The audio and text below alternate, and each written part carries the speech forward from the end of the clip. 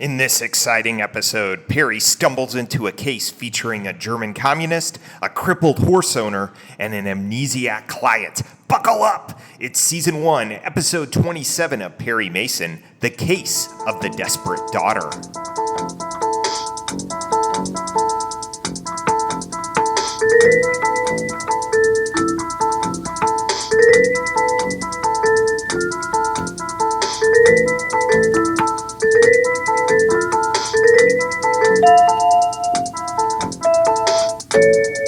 Welcome to the Perry Pod. I'm your humble host, Jonathan Searcy, and my purpose here is pretty simple. Provide an audio companion to the greatest legal drama in television history, Perry Mason. I plan to do a pod for every episode of the television series, and as time permits, I'll look at some of those made-for-TV movies too. I'll be working through the series in the order in which the episodes were aired. Each episode, I'll give a brief refresher on the plot, and if the episode was based on a novel, I'll compare the book with its television adaptation. Next, I'll list some key pieces of trivia, as well as tackle the episode's main theme. We'll feature a Perry proverb, a moment of wisdom from the man himself, and then we'll finish with a post-case water cooler, where just like Perry, Della, and Paul, we can rehash the ins and outs of their adventures. But first, to the law library!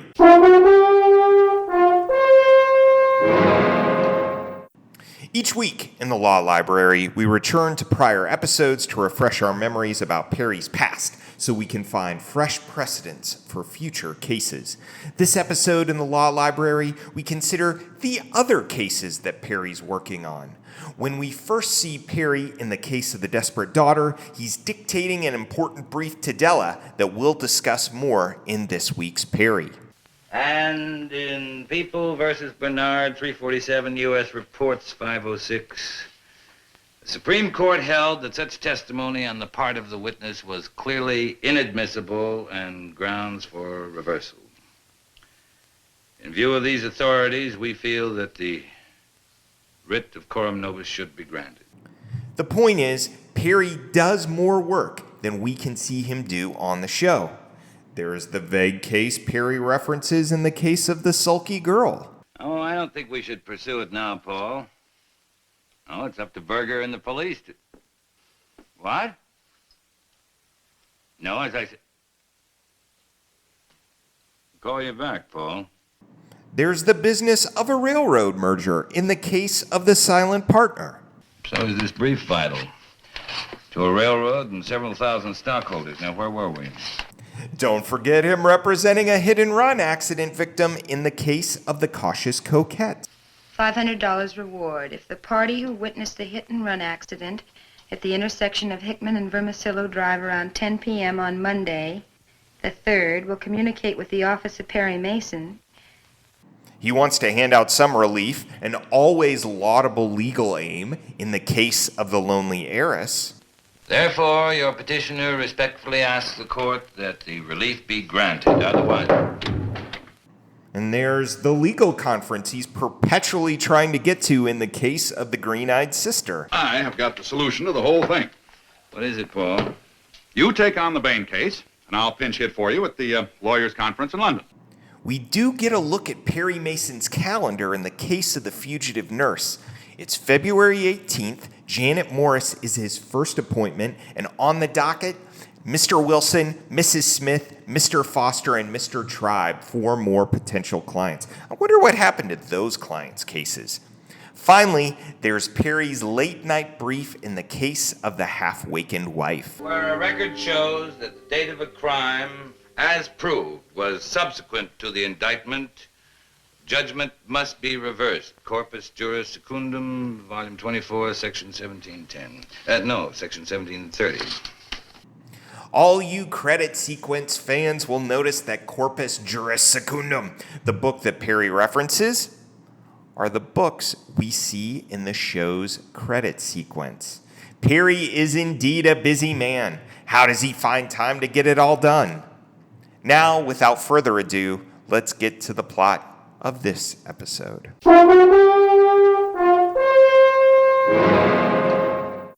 The case of the Desperate Daughter. We open on a mysterious German man named Stefan Riker making an inquiry of a Val Kilmer look-alike ranch hand concerning a woman. Would you care for another beer? Nope. Perhaps something to eat? Look, Mr. Riker, let's not waste time breaking the ice. I gotta pick up my boss's wife in a couple of minutes. Which is exactly why I'm here. Have you ever seen this lady before? The ranch hand denies knowing her and then immediately uses the knowledge he's gained to make a move on the very woman he's denied knowing, his boss's wife. You know, ever since the first time we met, I've had a great big yen for you. Let go of me. Oh, it's all right. I can keep my mouth shut.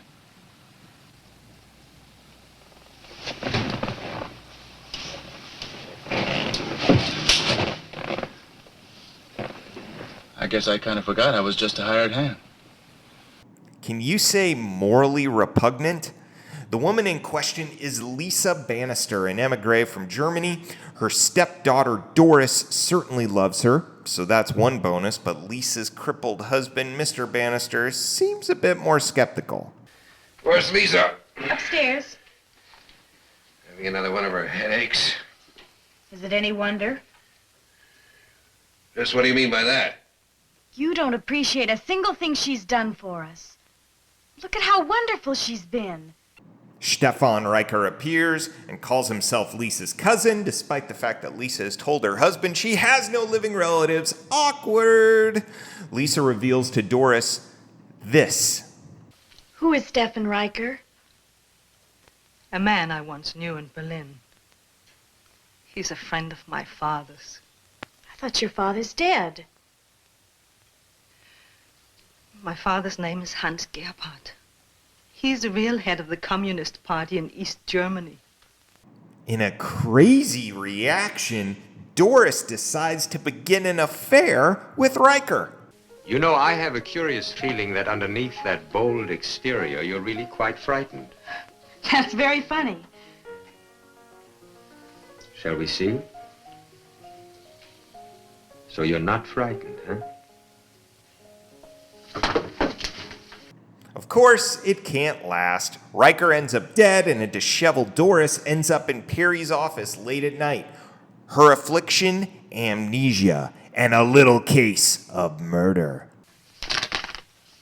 I found that in my pocket. What's your name, dear?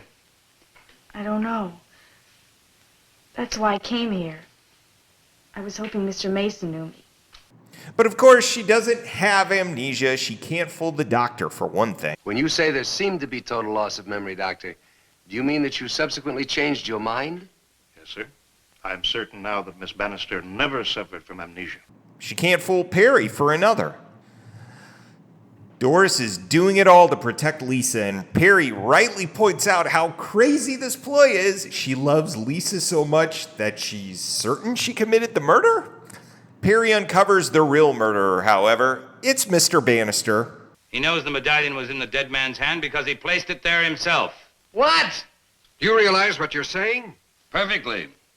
You placed that medallion in Riker's hands in an effort to incriminate your wife, just as you deliberately dropped that gun near the driveway. The key, correctly pegging the indentations in the dirt next to Riker's apartment, not to a ladder, as Trag and Berger suppose, but to Mr. Bannister's crutches. Your Honor will notice that there is nothing on either of these ferrules which would cause such a mark. Then what did cause it, Mr. Mason? Mr. Bannister, may I see one of your canes, please? Now, Your Honor will observe that the ferrule on the bottom of this cane was apparently loose, and so Mr. Bannister put a tack in it to keep it from coming off. What are you talking about? I submit that on the night of the murder, you stood outside Stefan Riker's window to see if he was alone before you went in and killed him. Mr. Bannister doesn't really confess. It's not his style. And for once, Perry can't explain everything in the denouement. What kind of a hold do you suppose Riker had on Lisa? I have no idea. Because he lets Lisa's secret go. Yeah, but here's a secret I'd love to know. What's going to happen to Lisa and Doris now that Papa's in the clink? There's no novel to contrast this episode with. This was another case of the awkward adaptation. Oh boy. Donald Sanford got Earl Stanley Gardner's The Case of the Glamorous Ghost to work on, a case that involved a defendant faking amnesia, and basically decided the rest of the case didn't work and build everything else himself. Hey, it was the 50s. Dial up that Cold War intrigue, Donnie. Needless to say, they had to change the title. At one point, Stefan Riker was going to pose as Lisa's ex-husband, and so Gardner proposed a variety of titles like The Case of the Twice-Wed Widow or The Case of the Surplus Husband. They went with the alliterative one when they decided to make Stefan a cousin. The Case of the Desperate Daughter was the right choice for my money. As for that Glamorous Ghost novel, well, stick around for season 5 and we'll see that one actually make the small screen. Now, let's get trivial, shall we?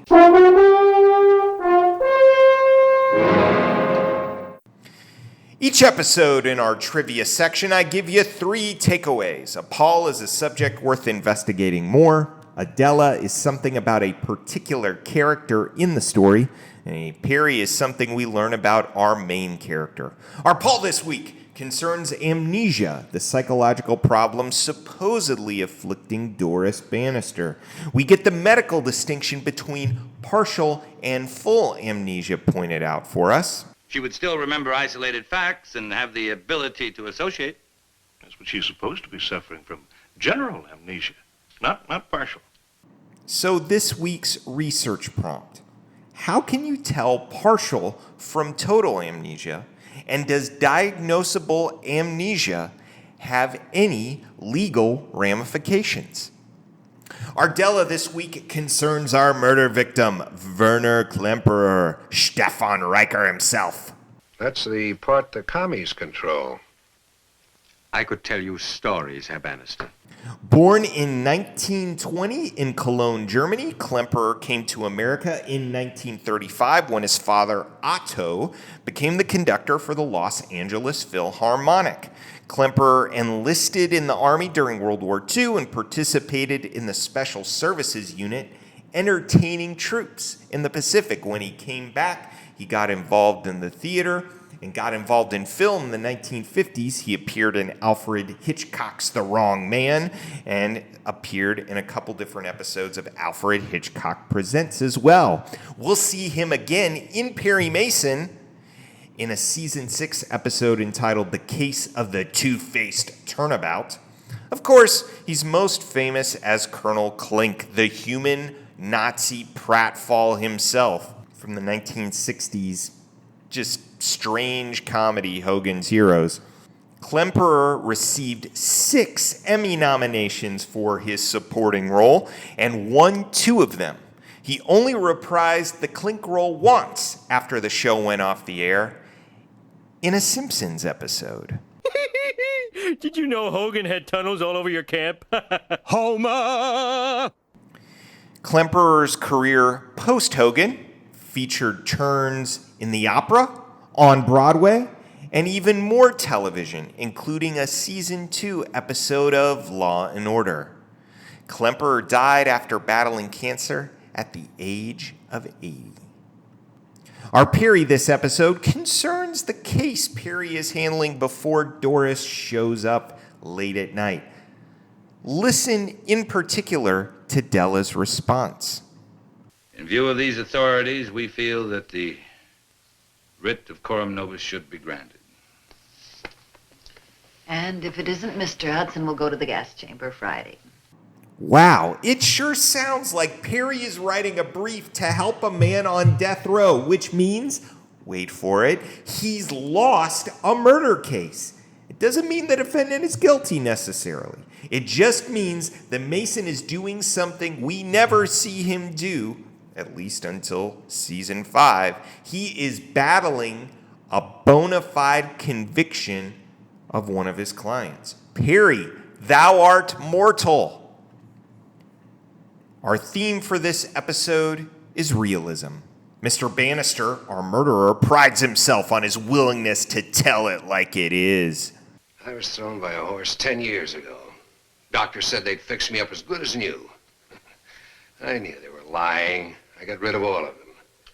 I can't stand anybody trying to make a fool of me.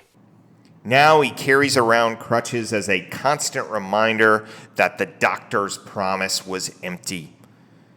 Now he fancies himself someone who refuses to be made a fool of, yet his skepticism only enables him to gullibly misread the situation with his wife and daughter. Riker's not Lisa's lover, he's a communist interloper. Bannister's skepticism is worse than stoicism. He cannot bring himself to casually disregard his wife's possible infidelity, but neither will he humbly ask her to share her real situation with him. That would have been realistic. Doris's weird mixture of passion and aggression show her to truly be her father's daughter, and I wonder once again, realistically, what awaits Doris and Lisa post-trial? I'm certain Mr. Bannister thinks it will certainly fall apart and tells himself this is just being real.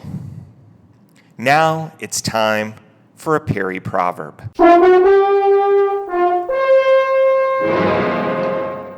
While the denouement doesn't give us satisfaction about Lisa's future, or even Perry's awareness of what she's running from, we do get Perry's insight into secrets and the women who keep them. I have as much curiosity as the next person. But if Doris was willing to go to the gas chamber to protect Lisa's secret, I think just this once we ought not to pry. What do you think? I think you've got something there. After all, every woman's entitled to at least one secret. What's yours? You'll never know. Welp, Perry didn't know everything about Lisa, and now we know he doesn't know everything about Della. Maybe we need to make space for a Della proverb. Now, let's grab a swig from the water cooler. You know, there is one thing I don't understand. Go on, Paul.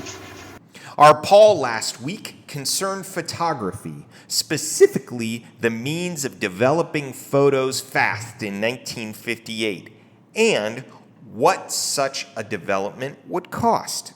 The 1 hour mass photo biz didn't get going until the late 1970s, when independent shops suddenly had the power to cheaply develop photos at the site of the drop-off. One of the reasons that it took a drugstore or convenience store customer so long to get photos back in the 50s and 60s is that photos were sent to a remote site for developing, then shipped back to the local store. But Perry takes his photos to the photography shop. Well, I'm sure if Perry told a professional to step on it, he certainly would. It seems like Perry gets his photos back pretty quickly, though I could not find a record of a certain amount of time that a local photography shop could get those photos back to you. As for the cost, well, I could find prices for Kodak Tri-X film. This was a basic 35 millimeter roll of black and white film, 24 photos in a roll. That was pretty standard. You could buy it at a local drugstore. In 1957, this roll of film would have cost you $1.15. So let's assume that this was the simple kind of film that Perry was taking. That's $10 in today's cash, plus whatever it costs to get them developed, something I also couldn't find. Now, if you're nostalgic, you can still buy a roll of that same Tri-X film online for a mere $5, which means the cost of that kind of film has been slashed in half. As always, I'd love feedback about this particular episode or the podcast in general. Was there something about this week's pod that you'd like to comment on or something that you'd like to correct? You can leave comments on the pod's website at theperrypod.libsyn.com or email me at theperrypod@gmail.com. You'll find those links in the show notes. All PerryPod episodes are now available via Spotify and YouTube as well as iTunes. Thanks again for joining me on this pod journey. Next time we get even more photography and we finally find out the connection between big oil and big deception in the case of the daring decoy. Join me, won't you? Until then, this is Jonathan Searcy saying, keep on walking that Park Avenue beat.